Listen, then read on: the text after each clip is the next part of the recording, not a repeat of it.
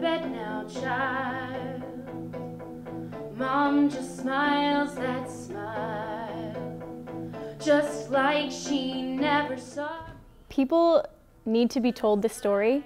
Spring Awakening will not merely entertain you, it will ask you the big questions, and you'll have to leave and think about them and decide what your stances on them are. That essay you gave me till I couldn't see straight. Sit. I'll roll yours.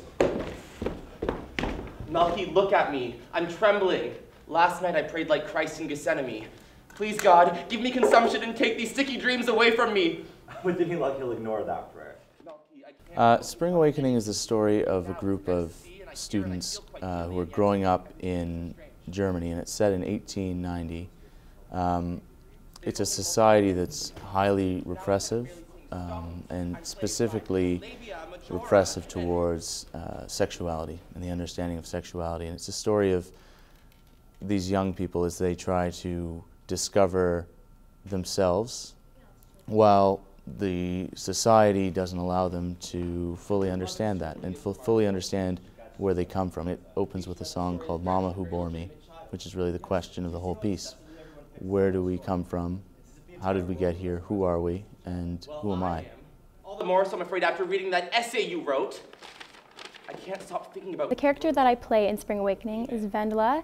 I guess you could say that she's caught in the transition between being a girl and being a woman, and as such she is struggling with the big questions. So questions about the world, about love, about sex and sexuality. And because she can't get these answers from her parents, she looks to Melchior, who is her, I guess, love interest in the play. The role, I guess, was definitely a bit daunting due to the content.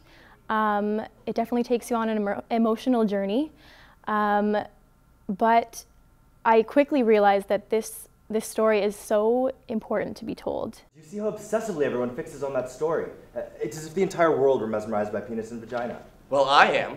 All the more so I'm afraid after reading that essay you wrote, I can't stop thinking about the part you wrote about the female. It's interesting because our show is set in the 1800s, but what it's dealing with are issues like teen pregnancy, abortion, homosexuality, suicide. And while this was all taking place in the 1890s in Spring Awakening, these are all issues that are still at the forefront of political and social agendas, especially on Queen's campus, where we have had a lot of issues with mental health in the media over the past year. So I feel as though this show is very relevant, even though it's set in the 1800s.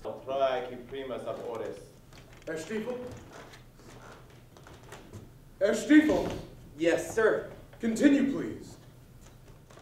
Certainly the biggest thing I've ever directed in terms of both the magnitude of the production, the size of the cast, the size of the band. Having a band, it's the first musical I've ever directed. And not only that, but in the content of the piece, it's also a real departure in that it is a very emotional journey in that it has great highs and great lows, and it's very dynamic, and it's a piece that, for me, the challenge comes in this very dynamic element of the play. The public should be interested in this play because, yes, it's a musical, it's a theatrical production, but there's something for everyone. Half the time you feel like you're at a rock concert, half the time you feel like you're at a pop concert, half the time you feel like you're at a traditional play.